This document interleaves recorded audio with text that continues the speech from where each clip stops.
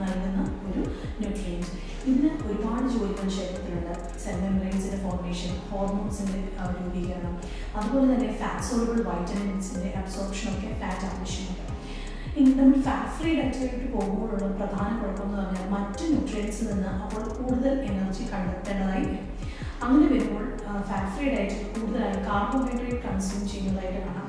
ഇത് കൂടുതൽ ദോഷമാണ് ശരീരത്തിന്. പിന്നെ എന്താണ് നമ്മൾ ശ്രദ്ധിക്കേണ്ടത്? ഫാറ്റിൻ്റെ അളവ് മോഡറേറ്റ് ആക്കി നിർത്താൻ ശ്രദ്ധിക്കുക. അമിതമായി ഫാറ്റ് അടങ്ങിയ ഭക്ഷണങ്ങൾ ഉൾപ്പെടുത്താതിരിക്കുക. അതുപോലെ ഫാറ്റ് സെലക്ട് ചെയ്യുമ്പോഴും നമ്മൾ ശ്രദ്ധിക്കണം. ഉരുത് കൊഴുപ്പ് അല്ലെങ്കിൽ സാച്ചുറേറ്റഡ് ഫാറ്റ് നമ്മൾ ആഹാരത്തിൽ ഉൾപ്പെടുത്തുന്നത് ശരീരത്തിന് ദോഷം ചെയ്യും. ഇത് റെഡ് മീറ്റിൽ, പാം ഓയിൽ, ഡാൽഡ, മാർഗരിൻ ഇതിലെല്ലാം ധാരാളം സാച്ചുറേറ്റഡ് ഫാറ്റാണ് അടങ്ങിയിരിക്കുന്നത്. എന്നാൽ അൺസാച്ചുറേറ്റഡ് ഫാറ്റ് ശരീരത്തിന് നല്ലതാണ്. മോണോ അൺസാച്ചുറേറ്റഡ് ഫാറ്റി ആസിഡും പോളി അൺസാച്ചുറേറ്റഡ് ഫാറ്റി ആസിഡും അടങ്ങിയ നട്ട്സ്, ചെറിയ സീഡ്സ്, ഫിഷ്, അവക്കാഡോ ഇവയൊക്കെ നമുക്ക് ആഹാരത്തിൽ ഉൾപ്പെടുന്നത് തെറ്റില്ല. അപ്പോൾ ഇനി ഫാറ്റ് ഫ്രീ അല്ല, ആരോഗ്യകരമായ ഹെൽത്തി ഫാറ്റ് തിരഞ്ഞെടുക്കുകയാണ് വേണ്ടത്. Thank you.